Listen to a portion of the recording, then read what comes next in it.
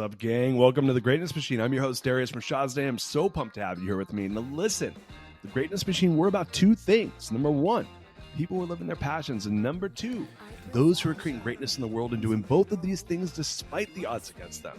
Each episode, we're going to feature interviews with game changers, business leaders, telling us their origin stories, what made them tick, what got them to where they are now. Why? So it can help you step into your greatness within your life, your business, and your career. Occasionally, you might hear a few solo episodes from myself, moi as I say, as I leverage my 20 years of entrepreneurship as a CEO and founder to help you grow and level up in your journey to scale your life and your business. So come be a fly on the wall, enjoy the conversation, and I'm stoked to have you here with me. Guys, welcome to today's episode of The Greatness Machine. I'm your host, Darius Mershazday, and boy, do we have a special guest. My man, Cameron Herold, is back and in the house. Cameron, what's going on? Darius, good to see you again. I must say you're aging well. We met, I think, 15 years ago. You're looking good, buddy. I'm trying. You're right. We did. We met, it was 15 years ago, birthing a giant's MIT Endicott house. And here we are in going on 2023 right now. I know, it's wild. Time flies. Do you mind if I do a little bit of housekeeping and then we'll jump into the show? Does that work for you? For sure. So listen, listeners who are new to the show, first of all, welcome to the Greatness Machine. Greatness Machine, we're about two things. People who are living their passions and those who are creating greatness in the world. And my friend Cameron is neither short of passion nor greatness. In fact, I'd give him a triple dose of both of those. So Cameron is a repeat. He's alumni of the show. He did the show back when it was a live stream, as we've been hearing, because I've been bringing back some of my best ofs. And man, I'm so pumped to have you here, man. You've been doing so many amazing things in the world. I like to give a little bit of origin story, though, just for listeners, just because that's kind of part of the show. So I met Cameron. He mentioned it early on that we met 15 years ago at Birthing a Giants. That's the MIT program that I am now in the alumni group of, called Gathering of Titans, that we talk about on the show. And he had just exited his position as COO of a decent, it was a 9-figure company then called 1-800-GOT-JUNK that a few people might have heard of. And this was like June of, was it June of 07 or June of 06 when you left that business? Because that was when I met you. Yeah. Mid-May of 2007. Great. So I met him literally like a couple weeks right after that. Yeah. And he came to present to us at BOG. We ended up hanging out in San Francisco a bit after that. And it's been a relationship where we've kind of traveled in similar circles, but I've really gotten to see you come up. And the one thing I'll say about Cameron that I love is you have gone as deep as I've ever seen someone go on the idea of really owning this position of second in command, the COO, owning this, the person that kind of owns what happens in the business on the day-to-day. And as we know in the entrepreneurial world, we have the integrators and we have the visionaries, and the COO has such an important role to really own. And you've just taken this idea, because obviously you have some background there, not only as an entrepreneur, but as the COO of 1-800-GOT-JUNK. And you've now taken to this next level where you're celebrating the position, you're pouring into the position. And so we're going to be talking a lot today about your new book, Second in Command, which is all about that, as well as a lot of the other things you're doing. So, man, so pumped to have you here, my brother. Awesome. Thank you, Darius. It's funny, we'll talk a little bit about the COO Alliance, I'm sure, but I'm actually hosting a COO Alliance event at Endicott House where we met 15 years ago. I've just booked it, and we're going to have like 40 or 50 COOs meeting there in September. So in 10 months, we'll be there, and I'm going to drag a bunch of COOs into Endicott for the first time. Oh man, those are sacred, hallowed grounds, as we say. So I do want to mention something though for listeners who are watchers and seeing the video. You have an amazing. We all know I love pink, but you got some amazing pinkness going on. What's going on over there, my friend? Well, my wife and I sold our home in Arizona, got rid of the home in Vancouver, got rid of all of our assets, no cars. And we travel the world full time. And right now I'm back in Vancouver visiting with one of my sons. So I rented an Airbnb that's a block away from his place. And it's kind of a bit of a Alice in Wonderland on acid. I mean, it's got all this crazy stuff everywhere and lime green counters and 2 pink smeg fridges, which are pretty baller. But yeah, it's a little pink. It's all right. I'm good. You are one of the more unique people I know in the world. And so only you would have such an amazing Airbnb. So I love it. I'm very comfortable. I paint my toenails, so I'm comfortable with the color pink in a home. If I can paint my toenails, I'm good with having a pink home for a few days. So, if you don't mind, I'd love if you kind of gave some of your background. I mean, I gave how we met, but really the name brand everyone knows you for is, prior to the COO Alliance and the work you've done post 1-800-GOT-JUNK is really 1-800-GOT-JUNK. That's obviously a worldwide brand that people know. But do you mind giving some of your formal background for listeners who maybe aren't familiar with you and your work? Sure. And that was actually the fourth company that I helped build as well. So it was the one that I maybe got known for, but three of the other four are pretty well known as well. So I was groomed as an entrepreneur. My dad groomed my brother, my sister, and myself to all be entrepreneurs. In fact, my sister her first book came out today called It Pays to Play. So she has run her own company for 25 years. My brother has. When I was 21 years old, I had 12 full-time employees. So all I've ever really known was being an entrepreneur or being in these entrepreneurial ventures. I got involved with a company called College Pro Painters, where I was a franchisee for a few years. Then I was at the head office where I was recruiting, training, and coaching franchisees. I coached 120 entrepreneurs who were franchisees by 1993, including Kimball Musk was one of my franchisees, and his cousin Peter Reeve, who built Solar City. I also recruited and trained him. So I'd been around coaching entrepreneurs 30 years ago. Left College Pro Painters, and I joined as a partner in a small collision repair chain in Canada called Boyd Auto Body. It's now called Gerber Auto Collision in the United States, and Boyd Auto Body in Canada. It's the largest collision repair company in the world, about a $900 million market cap, publicly traded, very profitable. Left there, and I was hired as president of a private currency company, kind of like what Bitcoin's doing today, but we did it 22 years ago. We had Starwood Hotels and Avis Rent-A-Car, Hard Rock Cafe, all accepting our digital currency instead of the US dollar. Sold that company in April of 2000, right as the stock market was crashing. We lost the entire $64 million. We were worth $3 million at the close because the NASDAQ crashed by 78%. So I did what you would do it when you lose a whole .com, you become a garbage man. And I joined Brian, who is my best friend. We were in a forum group. We kind of got involved in the entrepreneurs organization, and we were in a forum together. And Brian had seen me grow a couple of other companies, and he asked me to coach him. And I said, I'd coach you, but I'll never work for you. And I said, working for you would be like kissing my sister. And we joked. Yeah. A few months later, it was like we were in a full-on makeout session because I joined Brian as his COO, and we got to build the company together. I joined as employee number 14. And when I left 6.5 years later, we had 3,100 employees system-wide, and we were operating in 330 cities, and we'd gone from 2 million to 106 million.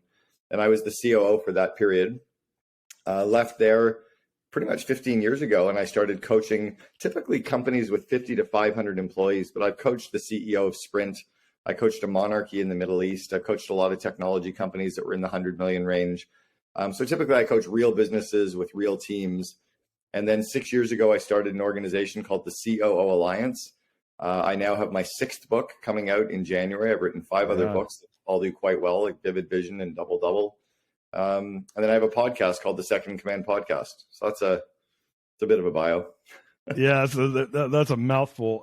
You're a busy guy, that's for sure. And you left out a bunch of cool stuff. So one of the ways Cameron and I reconnected was through the TED organization, actually. Mm-hmm. And you one of my favorite things about you is you did an amazing TED talk on how to teach your kids to be entrepreneurs. Do you mind mentioning a little bit about that? Yeah, and that was actually that was a TEDx. I still go to the main 5-day TED conference every year. My wife and I'll be there again in April. I was asked to do one of the very first TEDx talks, and it went viral, as did Simon Sinek. Simon was on our board of advisors 4 years before his TEDx even went viral. We both were asked to do this. We had no idea what it was going to be. His went a little more viral than mine. Mine's only had a few million views. His is like the number 3 TEDx or TED talk of all time. But mine was about teaching the lessons that kids need to be entrepreneurial. Not necessarily to be an entrepreneur, because I don't think everyone is meant to be an entrepreneur. I think only 3% of the population have the DNA and can learn the skills. But I want kids to understand the entrepreneurial skill sets. Now, being an entrepreneur is much cooler than it was when I did that back in 2009. Right now, everybody wants to be an entrepreneur. Parents want their kids to be entrepreneurs. But back when I was doing it, when I was 21, I was kind of vilified. I was the greedy capitalist kid in second-year university running a business, and it was not cool. Like I was the uncool kid in my floor of 67 guys on my residence, because that was the weird thing to do, would be to run a business. Everybody else kind of had normal jobs, right? So yeah, that's so funny. I was the same guy. Yeah. I joked when I was at Birthing of Giants, like the year before we met. I said, I was 26, I think then, and I said, I'm the only person I know who's an entrepreneur, and I lived in San Francisco, Cameron. Right. So, but think about that: being a mid-20s, living in San Francisco. At this point, I lived there for 5 years, and I was the only person. So that just goes to show you how big of a transition, even from 15, 16 years ago, how different it is now. Now you're a rock star. Now, Elon Musk hosted Saturday Night Live, which you would never imagine. Now parents are like, why would you want to go into investment banking, be an entrepreneur? Like, it doesn't even make sense. Like, it was so different. So that scarred me too, by the way. It probably left me with a bit of a chip on my shoulder. It probably has always had me pushing for the underdog, right? I've always seen the entrepreneur like the fly banging its head on the window, and I want to help it go out the door because there's give them the cheat sheets. Because I was I don't know about you, but I was the dumb kid in school too. Like, I did not do well in university. I did not do well in high school. I was kind of mid 60% averages. I was like a 2.3 GPA. So obviously you found your footing though. And I think a lot of, I think entrepreneurism is a great place for misfits because, especially if you think back to 20, 30 years ago where, I use myself as an example. When I graduated college, I had a degree in accounting. I went and applied at Deloitte and Touche, PricewaterhouseCoopers, Arthur Andersen, which used to exist then. And I didn't get an interview at KPMG. I made it to none of the second round interviews except Arthur Andersen, PricewaterhouseCoopers, which is, still around, one of the largest, firms in the world. And at lunch, I made a joke about one of the partners because some girl pointed out that I had my ears pierced because I had my ears pierced back then, but I took the earrings out. And I said, oh yeah, and I knew she was trying to insult me. And I'm just kind of you have a weird sense of humor, which doesn't always work well, especially in a buttoned up corporate environment. And I said, oh yeah, Hal pierced my ear during my interview. And it was like I was praying to Satan in the church. Like the whole table, I was 22 years old, dude. The whole table, like it was a record scratch. Everyone's like, what the fuck did he just make a joke about a partner? Needless to say, I did not get a third interview. Oh, that's brutal. That's brutal. Yeah. Yeah. So, I'm not employable is what I always tell people because I want to do things my own way, but I think that's the magic of entrepreneurism. I'd love to kind of, ask you a question because this is something I've always wondered. Obviously you grew, you did all those different businesses, and I knew about a lot of your back history and story prior to 1-800-GOT-JUNK, and you're in a forum with Brian. You're both entrepreneurs. Was there a tension because, you guys did some amazing stuff together, but do you think that there was a natural tension in the fact that he's the visionary, you come in, you're the COO? I would consider you to have a lot of visionary type of attributes. Like, what did that create a tension between the two of you? So it's interesting. So back in the day, it was YEO, it was the Young Entrepreneurs Organization, and qualification for membership was you had to be president, founder, or co-founder of a company doing at least $1 million in revenue, which was a big number 25 years ago. So I was always a co-founder. I was never the entrepreneur. I was always kind of the second in command of the Boyd Auto Body group or the franchising group. I was really the COO there. When the private currency company, I was the president of the Vancouver operation, and then was really kind of the second in command of that operation, reporting to the founders. So those were the two organizations that I built that qualified me for EO. So I was kind of an entrepreneur and a hybrid almost of a COO. When I joined Brian, I've codified this term called a vivid vision, and it's that 4 or 5 page description of your company 3 years in the future. Brian and I learned the concept the same day back in 1998 at a lunch that all of the entrepreneurs organization in Vancouver were invited to. Brian called it his painted picture, and I then started calling it years later a vivid vision. So the same kind of a concept, we learned it from the same Olympic coach. When Brian shared with me his document, it was a 2-pager at the time that described 1-800-GOT-JUNK, and it described the company in 2003 because it was the fall, it was October of 2000. So he leaned out 3 years, showed me what the company would look like. I got it.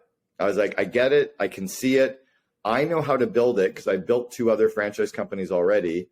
He didn't know how to build it, and he knew that. So he trusted me, and he basically said, I'll take care of vision. I'll take care of finance and IT. You figure out how to make this come true. And that's basically the path we were on. So I just kind of, and the other thing that we had to our advantage, we kind of had a bit of an unfair advantage. And I talk about this in the book, The Second Command. Brian was my best man at my wedding 3 months before I joined him as his COO. So we already had a high degree of trust. He already knew me, and we'd been in an EO forum together for 4 years. So it was like he had a 4-year interview, right? That's a bit of an unfair advantage. So coming in, I knew what my roles were. The trust was really, really high. We had our swim lanes already set, and we were just able to go and execute. It only got tough 6 years later. How big was the business the day you got there?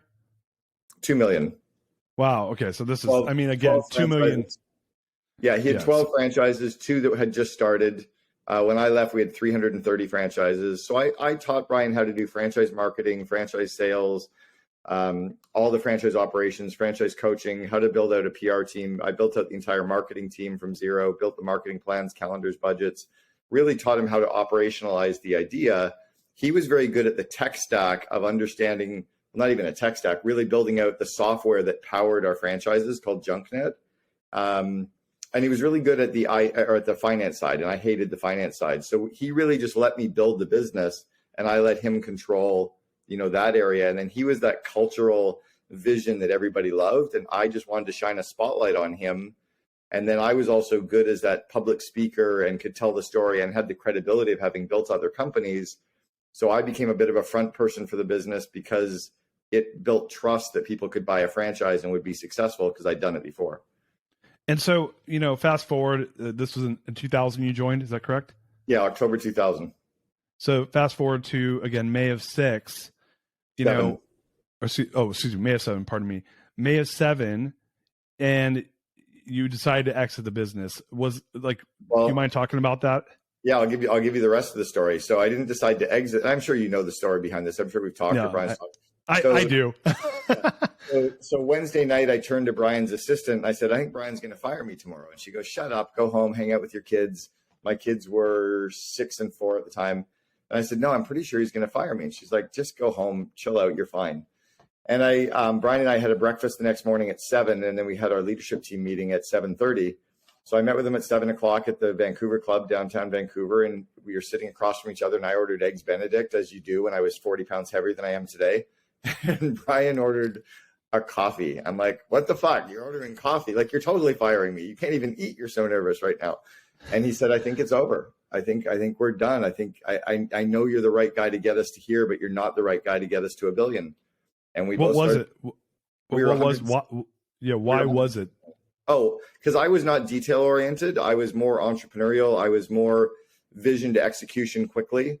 When we have 3,000 employees, 13 operating companies operating in 4 countries, because we were in the UK, Australia, Canada, US, 248 people at the head office, 3,000 system wide, multiple languages.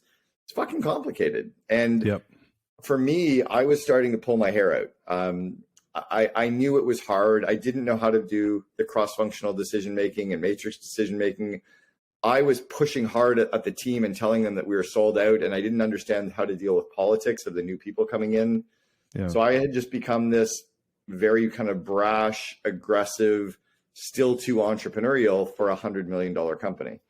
So Brian asked me to leave, the right thing to do. 2 days later, he also asked me to go and speak on behalf of him at the Entrepreneurs Organization 20th anniversary. So I spoke in front of 1,500 people instead of him, because he had to try to then figure out how to replace me. And we're still very good. It took us a couple of years to work through it, but we're still good friends to this day. I was texting him yesterday.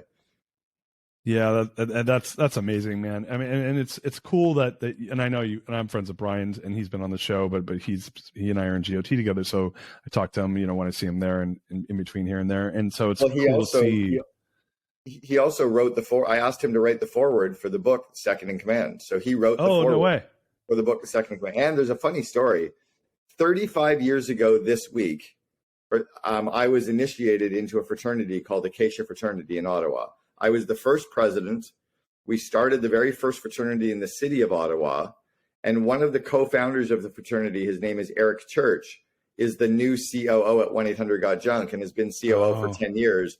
I was president of the fraternity the first year. Eric was president the second year. I was then COO at 1-800-GOT-JUNK. Then they hired the former president of Starbucks to replace me. She lasted a year. And then about a year after that, Brian was able to recruit Eric. So 2 guys who have known each other for 35 years are have basically built the company for, 17 of the years. That's amazing. What's amazing is, as you mentioned before, you brought it to 106 million. And, most people don't realize this because most people haven't built $106 million companies. You and I have. It's really fucking hard to take something from 2 to 106. It's like pretty much almost impossible. The data says, I think you have 0.3% chance of doing it. It's like almost like an impossibility. So to actually do that is way harder than to take it to the next level, because the odds of making it there are really hard. So it's different. So Eric would have been, and Eric also wrote some stuff for my book as well. He's a very different COO than me.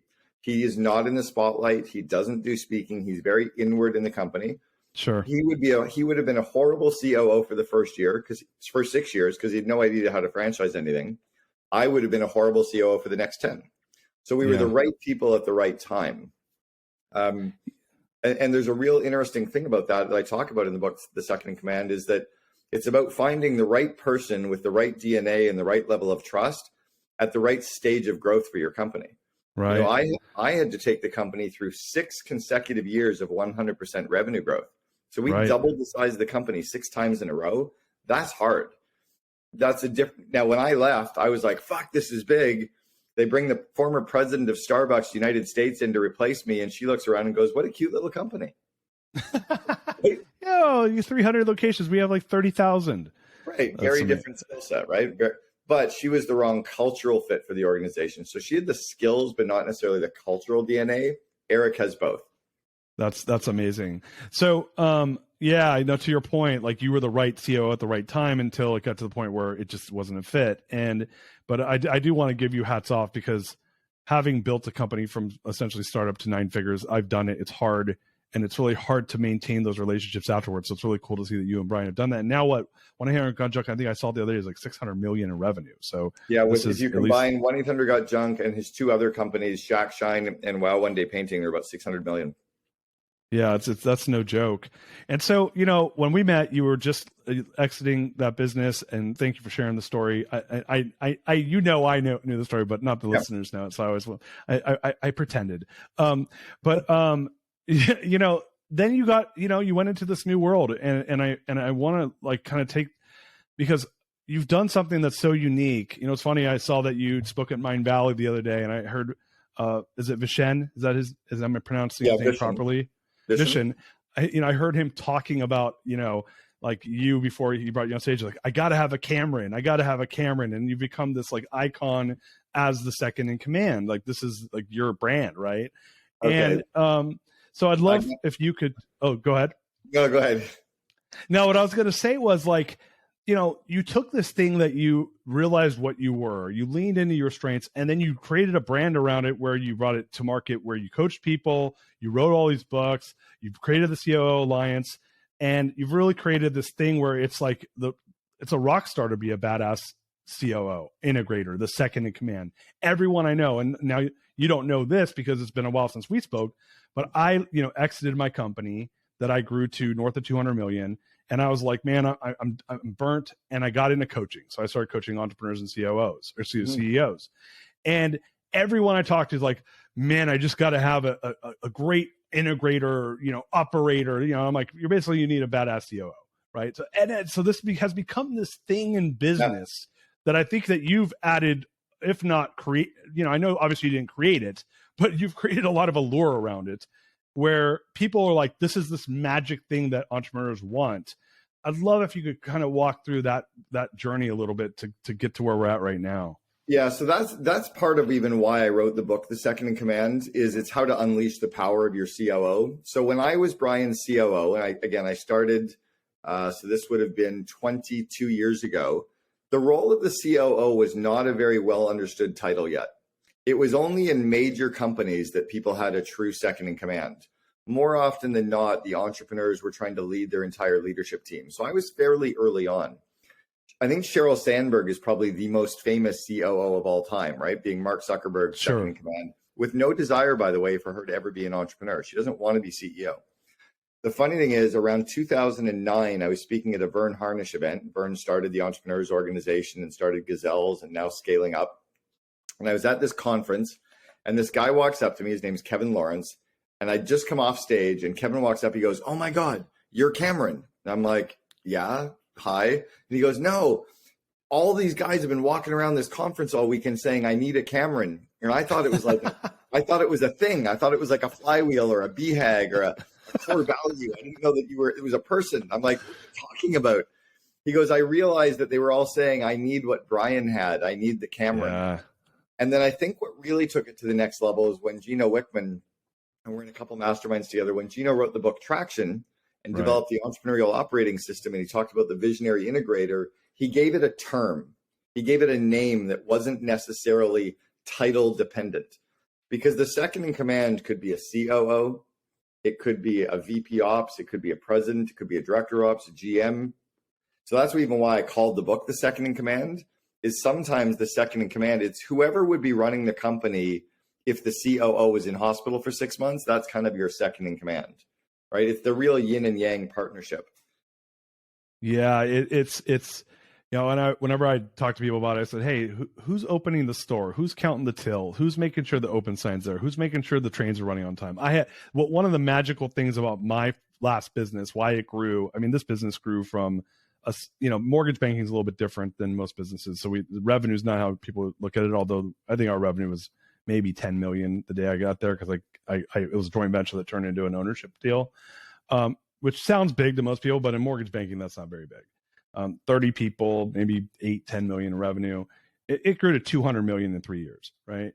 And the reason was because we had an amazing integrator as Gino, or second in command. And it wasn't even second in command. It was my business partner. He's just such a fucking badass operator. And I'm like this insane visionary, right? And when you marry those two things together, to your point, you're at the Vern Harnish event, everyone's got to have a Cameron. So, I had found my Cameron in that it was my business partner, and it was a yin and yang, man. It's like, I left the business. We still talk almost every day because he's became my best friend. Our strengths complemented each other. I could go out there and make it rain.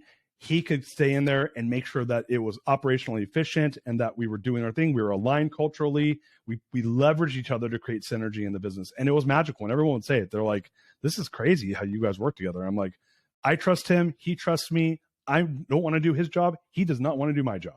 Yeah. And so what are your thoughts on that when you think of like creating that partnership, like finding that's either second in command or a partner who is that, behind the scenes person? Because I don't think it necessarily has to be someone that reports to you. It could be a partner. In my case, it was a business partner. It was just, we were yin and yang. Like, what do you think about that? Well, I think so. There's first, the second part, I guess, is the org chart and clarity of roles and responsibilities and communication structure of who reports to who or who makes decisions. They can be beside each other on the org chart as CEO, COO, or there can be reporting direct. What matters in that section is who makes the decisions on what things, so that people know who to go to, so they're not going to mom and dad on each issue. Well, mom said I could have cookies when it was dad's decision, right? The first part of the question, though, is like, how do you know what each person is supposed to do? And when I wrote the book, The Second in Command, I broke it down into how to recruit and hire a second in command, and then how to onboard the second in command, and then how to build a really strong relationship with your second in command. So in the first third of the book, part of the recruiting one is, what am I looking for, right? Don't put a title on it right away. Sit down and first say, what are the basket or the buckets of things the person is going to be responsible for? What are the areas of the business that are going to report to them?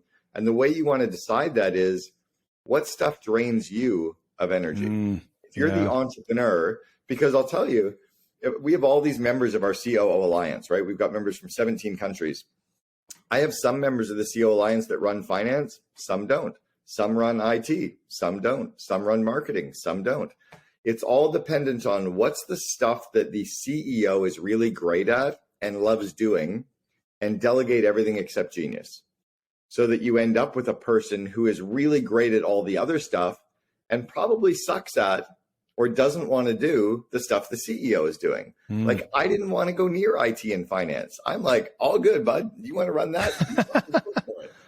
In fact, one of the business areas I ended up running for a couple of years in my last 2 years there was the call center. And it was because it got to a point where there was too many people and too many operational parts, and there was too much around leadership and growing, that Brian needed that to report to me because it was out of his sandbox. But in the early days, when it was about phone systems and setting up voicemail and connecting it with JunkNet, that was all him. That would have killed me, right? So we were very good at deciding on what he loved, what he was great at, and what I loved and what I was great at, and then grow from there. So, yeah, I love that, man. And I think that your guys' partnership and the way you just described, that's perfect. And, you know, I do believe that we need to work in our strengths, either as the entrepreneur or even as the second in command. It doesn't matter. You could be the entrepreneur in the second in command. The idea, though, is that working your strengths gives you energy. It's where you're in your talents. It's where you feel like you're in flow and you're alive. And I love that you're making that point. One thing I wanted to pivot to, and we're talking about the book. So you've written, this is your 6th book. Is that correct? Yeah. Yeah. Man, it's so crazy. When I met you, it's really your fault. It's your class, your BOG class, which is now called the Entrepreneurial Masters Program. Your class wanted more information from me, and they wanted me to write the first book. It was called Double Double. But when I met you, I didn't have a book when I met you. I just had all these ideas still going in my head, and I'd talk about it, and people were scribbling it all down. They're like, fuck, give me it. So I had no desire to be an author. I wrote it because people wanted more of how I was doing it. And I had a speakers bureau that said they could raise my speaking fee. And I'm like, well, if you can get me more than $5,000, you know, now I'm getting 40. So if you can get me more than $5,000, I'll write a book. And they said, yeah, we can get you 10. And sure enough, you know, that got my credibility up. Yeah, I will wholeheartedly admit I am one of the first buyers of the book Double Double. So I bought that many years ago, right when it came out. I was happy to support you, and your work's awesome, dude. It's really cool. It's really, I mean, you know, it's rare that you get to watch someone's journey from afar, you know, and to see what they've done. So for me, I've always been a fan of yours, and just to watch you do your work it's just really impressive, man. You're multidimensional. You know, you're involved with a lot of interesting people, and you're doing some really cool work. So I just want to give you kudos where kudos is due, man. It's really cool to see it.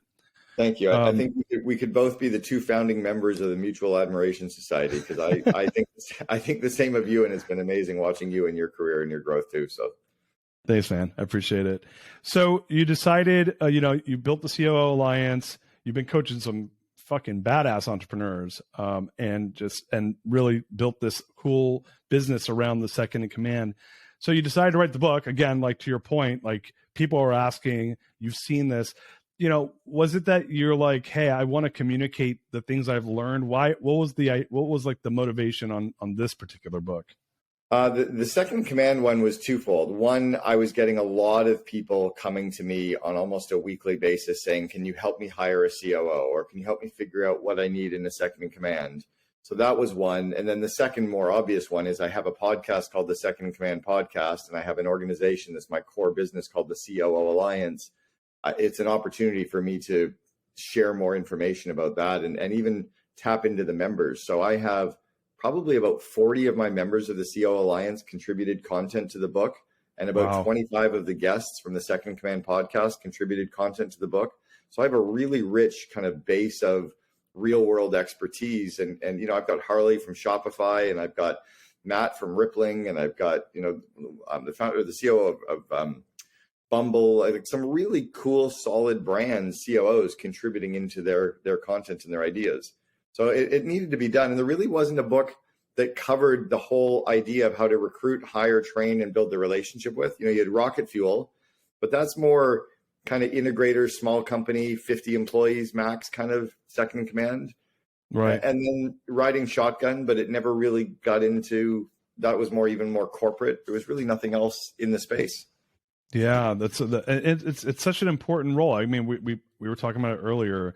It's the first thing people, it's like this, I think a lot of people have glamorized this position or this role as this like end all be all that will save them. And what I tell them is like, you got to find a right person for it, but it's hard. So I'd love for you to kind of go into like, where do you see people fail in this area? What's like the biggest failure point for an entrepreneur or CEO looking for that second in command? Well, yeah, and you just touched on it, that it can actually destroy your company if you do it in the wrong way or at the wrong time, right? If you bring in the wrong second, it almost destroyed 1-800-GOT-JUNK, frankly. When Brian replaced me with Lonnie, who was the president of Starbucks, she came in about 12 months later. The economy was crashing, and she didn't do some good stuff for the business. It kind of hurt things. So, you know, I left at 106 million. 2 years later, it was at 70. Wow. That wasn't a real good trajectory. So, you can bring the wrong person in and it can really hurt things. It can hurt the culture. It can hurt systems. It can slow down growth. It can, you lose key customers or key employees. The other one is that it can kind of pull at the entrepreneur in the wrong way. You're meant to either be they're kind of the person that they can allow to run the business to free them up with time, or their partner. There's a really good article called The Misunderstood Role of the COO, which talks about the 7 different styles of chief operating officer. It's important to understand those so you don't bring in the wrong one. The other thing is on timing. Another example on timing, Jack, I think you've probably heard Jack Daly say this, but if you don't have an executive assistant, you are one. And I've seen too many entrepreneurs go out and hire a COO when they should have hired an executive assistant first. And that would have saved them an entire 12 months to get an EA doing a bunch of stuff and get all the minimum wage jobs off your plate, and then later hire a COO. But why are you going to hire a higher paid COO and give them $20 an hour tasks? Yeah, it's crazy. I call that and I say that too. I go, look, take your time on the COO for everything you just said, or second in command. You need to really be thoughtful about that, because to your point, if they're going to be the person that's in there running the business, they have to be a cultural fit. They have to be a value add. They got to be able to take the business to the next level, and they got to do a lot of this stuff and be good at this stuff, to your point, that the entrepreneur doesn't want to, the CEO doesn't want to handle. But a lot of companies, especially smaller businesses, I don't think they're ready for what I just said, to your point. And when I work with folks, I say, look, go get I call it a utility player. I say, go get a utility player. Utility player is someone that can handle your bullshit, and they're good at it. They like it, and they're great at project management, and they're super organized. Yeah. And for me, that's been a game changer for me. Like, always have a utility player that works for me as the CEO. And when I get to the point where I need that executive, I bring them on. And that's really kind of what you just said. Well, and if we remove the title COO, because I think so many people go out and say, I need a COO. No, you need a second in command. Maybe it's a COO, maybe it's a VP operations, maybe it's a director of operations, maybe it's project manager, but you need a second in command to help you, kind of the jack of all trades, master of none, but can help you get shit done, right?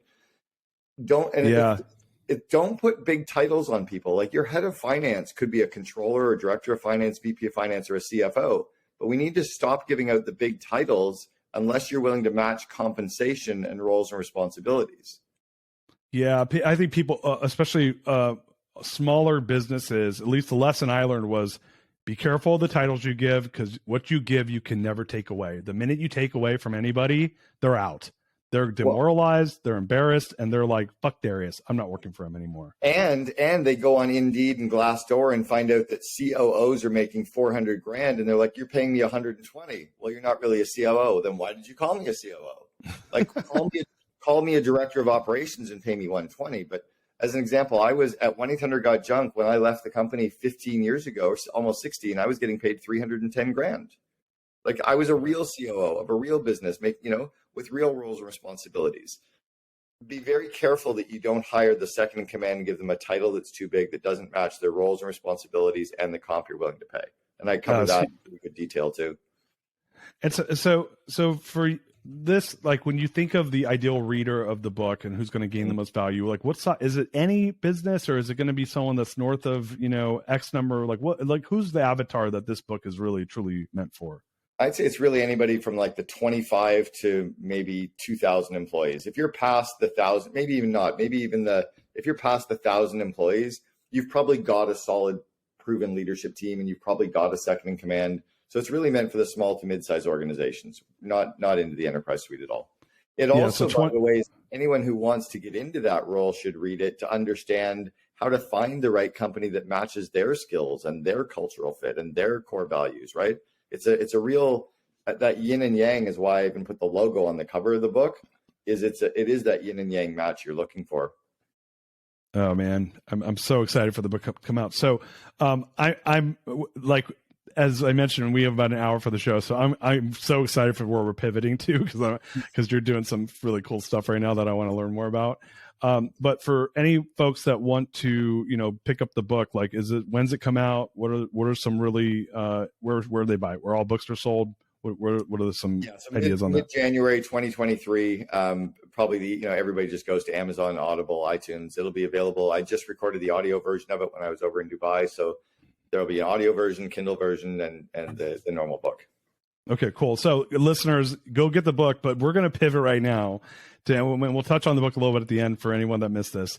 But yeah, you can get it where all books are sold, as Cameron said, and we'll in show notes we'll put a bunch of stuff. But I want to pivot to this massive life change that you've embarked on, because you're a digital nomad, man. Like, first of all, congratulations on getting married. I saw Brad, a mutual friend of ours, Brad Weimert, who went to your wedding.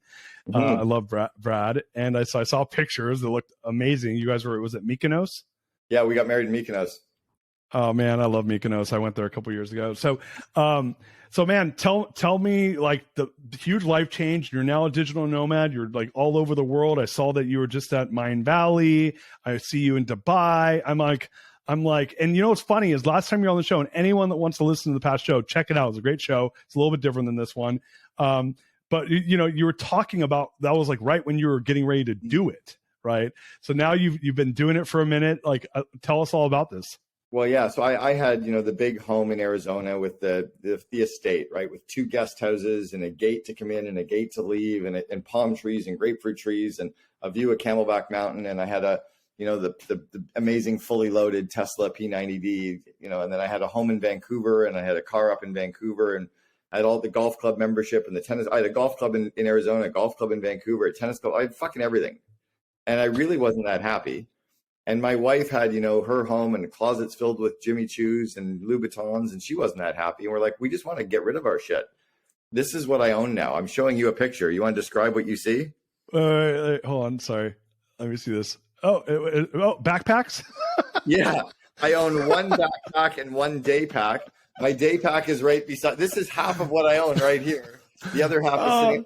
I'm down to nothing, man. I own like 3 pair of pants, 3 pair of shoes, some Lululemon t-shirts, a gray sweatshirt, a jean jacket, a puffy jacket. That's it. Yeah. And we're just traveling. So yeah, we've been to, I don't know. I just got paid to speak in Antarctica. So I've now been paid to speak on every single continent. Yeah. That was Yannick Silver who brought me down there. So yeah, we've been traveling all over the place. We were in Bhutan hiking with the monks. We were in Dubai, and it was a very cathartic experience to purge everything and realize what you really needed was friends and family and experiences, not stuff. Yeah, that's amazing. Are you friends with Don DePani? You know him? I do know Don DePani. We met about 11 years ago at an EO event called Alchemy, I think it was, in Seattle. Yeah, I met him 10 years ago. He spoke at TEDx Reno, which is one of my former mates was the curator for that. And I brought him into my company to do a speak.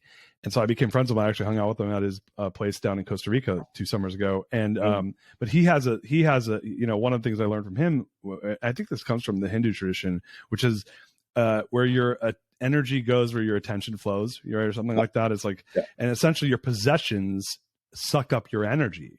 And he said, I'll prove it to you. Go into your closet and everything you don't wear, put it in a garbage bag and throw it away. And so it was funny. I got done with this, like, I was like a 1-day training with my team. This is like, 6 years ago, 7 years ago. And I get home, my closet is just a complete fucking clusterfuck. It was like, it was shit everywhere.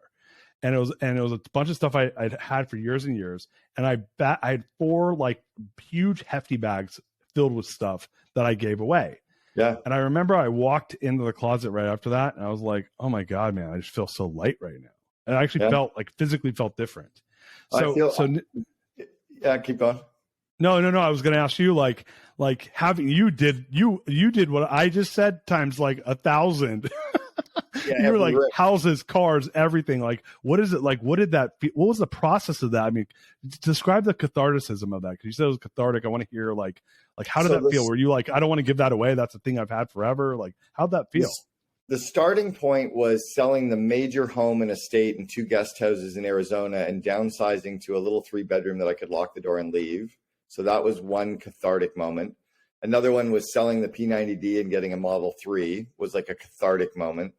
And then I was like, I don't even need all these other things. So then it was like getting rid of cars and using fractional cars like Uber and these little car shares that you can have a membership app with. And that was cathartic.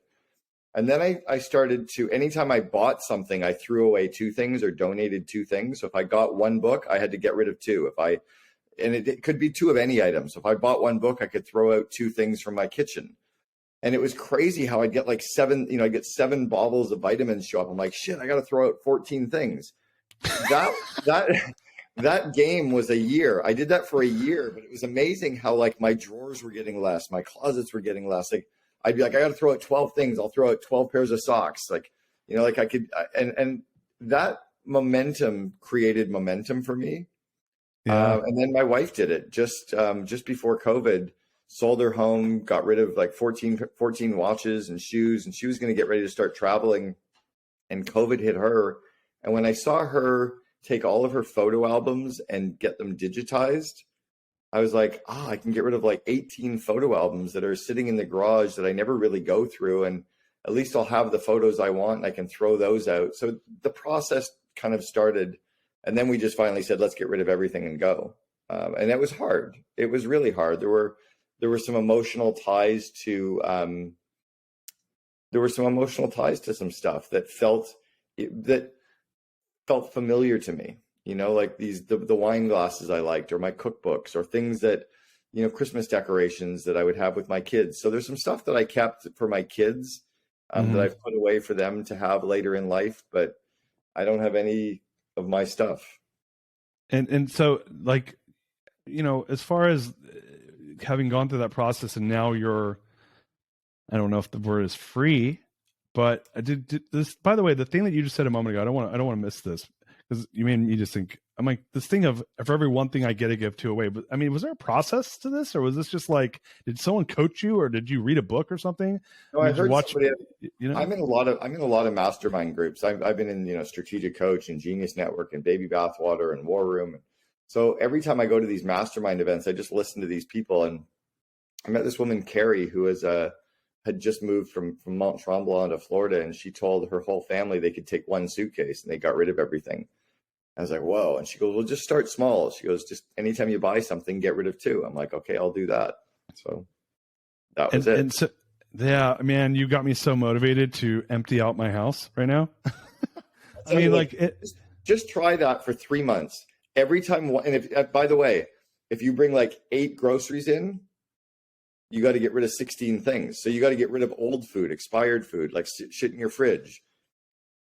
Wow, I'm so challenged by this idea, but I will tell you this: I am a person that is like, when you describe what you and your wife are doing right now, that is my fantasy of where I'm going when my kids are done with school. Like when my kids are off, like there is no empty nest. My kids are 9 and 12, and I'm like, when they're out, I'm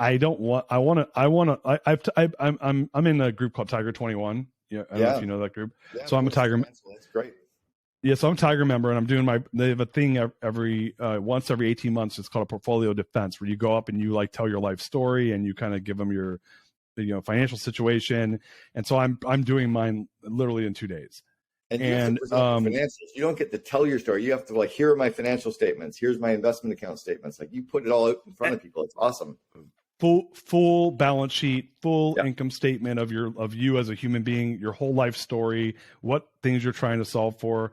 And it was funny, I wrote in there because my wife is she's funny because she does keep stuff, but she's not like a stuff person. She doesn't like to buy a bunch of stuff. She has clothes that her grandmother gave her from 40 years ago, right? So she's like that type of stuff, but she's not a person that like buys a ton of stuff.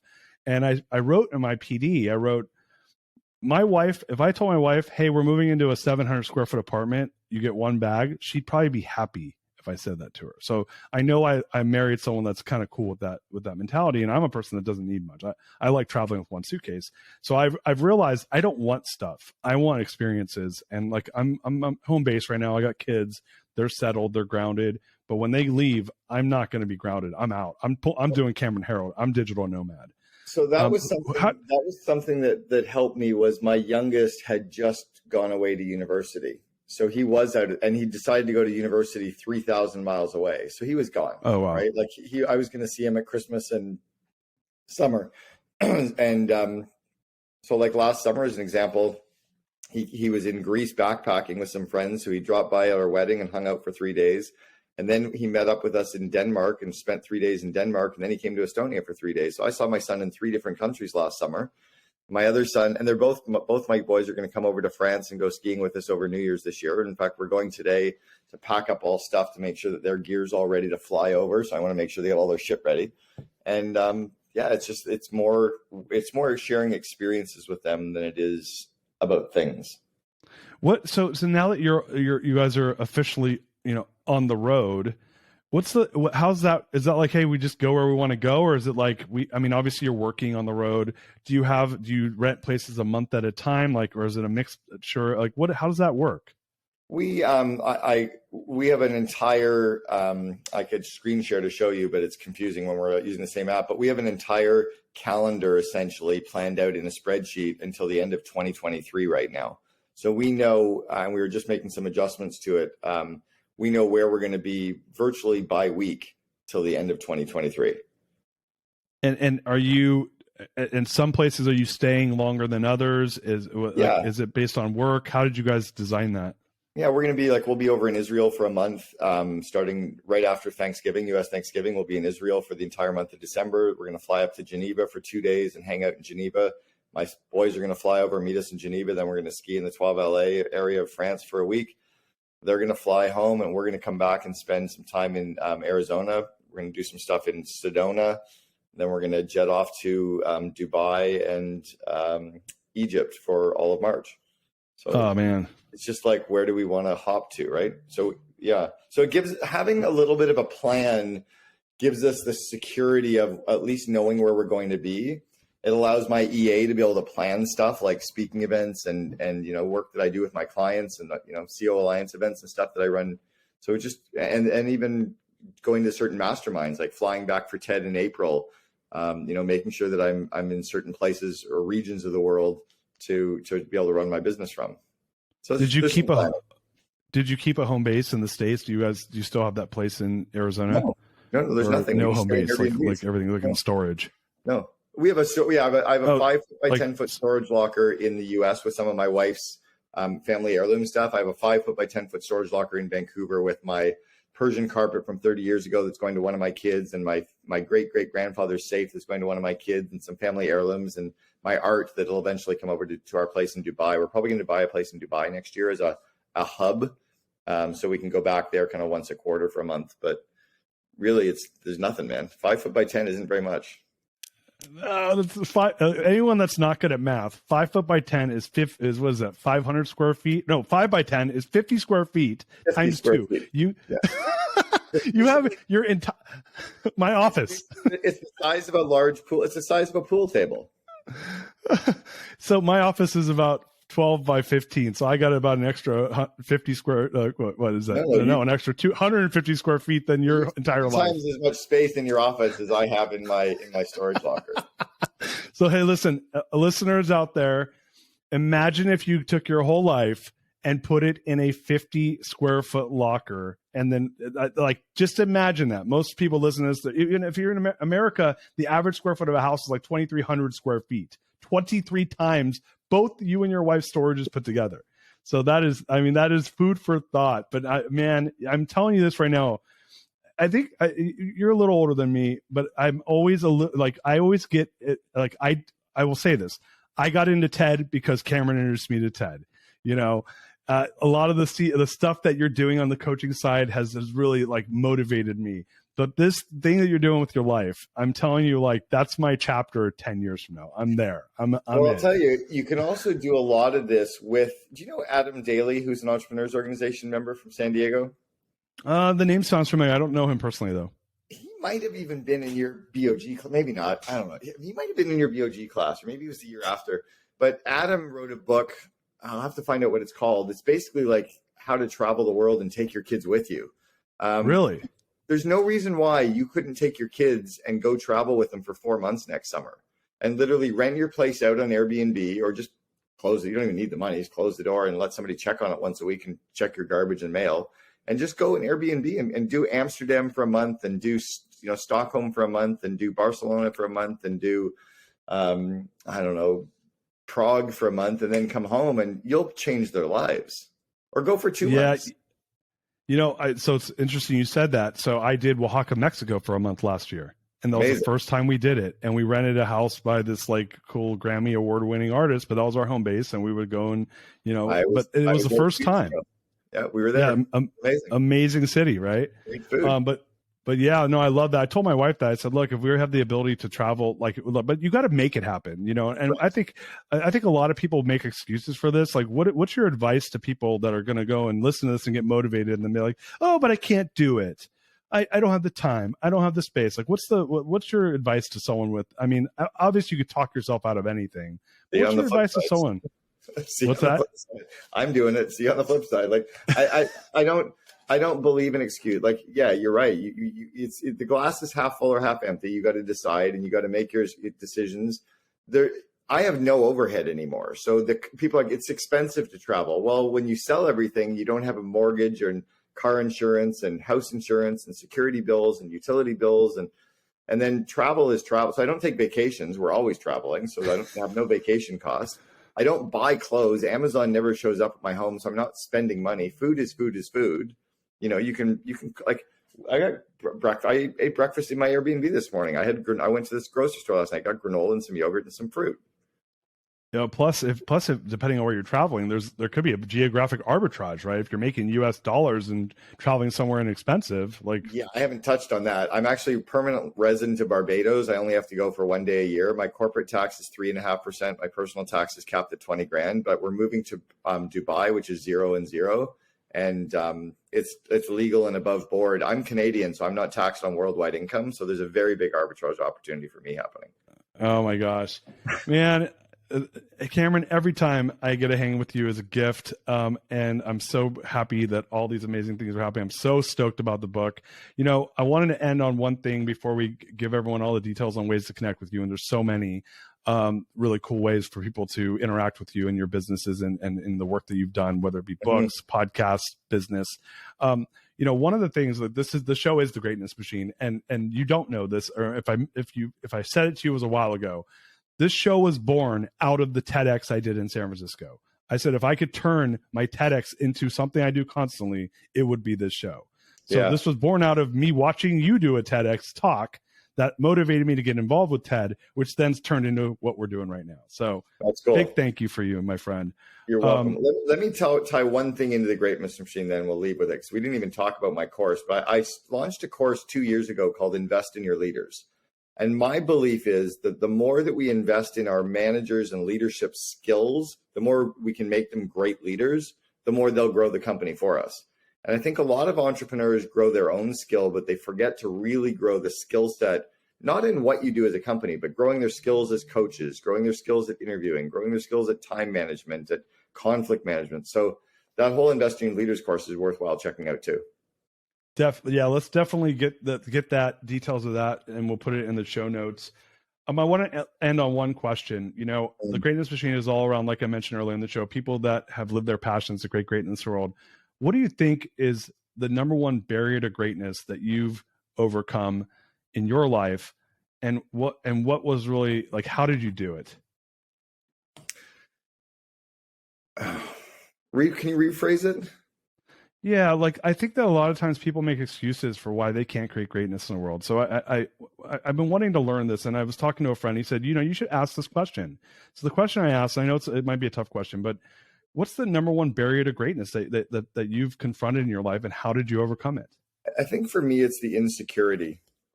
I was a bad student. I could show you my transcript. I keep it on my phone to remind me of how bad I was as a student, but I think for me, there was that insecurity of trying hard and being told I was bad constantly, and having to, I had 16, 18 years of the school system where I'd study really hard and they'd say C-, study really hard, 65%, right?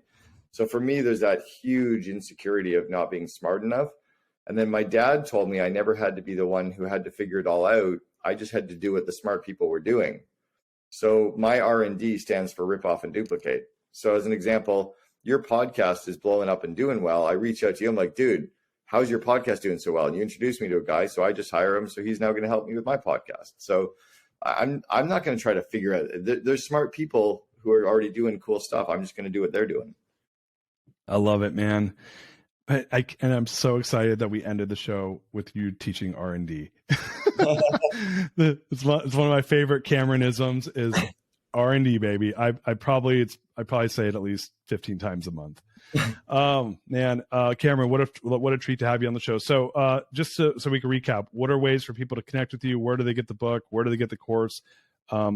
Just give us the rigmarole, and we're going to put it in the show notes. Well, I would love you to reapply and come back to TED this April, because I'll tell you, your audience of next people that you want to be interviewing are all walking around TED, and you should be there. So you can come and hang out with my wife. So I would get your application back into TED. If you want to use my name, send me a note. I'll make sure, let's get you back in for sure. Yeah, all of my books are on Amazon, Audible, and iTunes. My COO Alliance website, and then the Cameron Herold website. The Invest in Your Leaders is investinyourleaders.com. And then my Second in Command podcast, I should definitely check that out too. Guys, check it out. Podcast, and the average listener podcast listens to 6. One of your 6 needs to be Cameron besides the Greatness Machine. Go get the book, Second in Command. Check it out, COO Alliance, if not for you, for your Second in Command. And check out the course. All the above. We're going to put it in the show notes. Cameron, so much gratitude having you here today, my friend. It's so good to reconnect with you. I'm so good to see all the thriving and all the greatness you're doing in the world. Darius, thank you. It was really nice seeing you as well. Nice catching up. Thank you. Listen, listeners, thank you so much for listening today. If you love this show, give us a review, share it with friends. Leaders are givers. This is how we learn, is from learning from people that have been there and done that. And Cameron was so gracious to take time out of his schedule to do it. So share this episode. Go support Cameron. Get the book. Let's make this a bestseller. With that said, peace out. We love you guys. You are listening to The Greatness Machine, and that's a wrap for today. Listen, if you love what you heard, subscribe to the show on whatever podcast platform that you're tuning in on so that you don't miss any of our future episodes. We have tons of great people coming on, and we're stoked to have you here to enjoy it with us.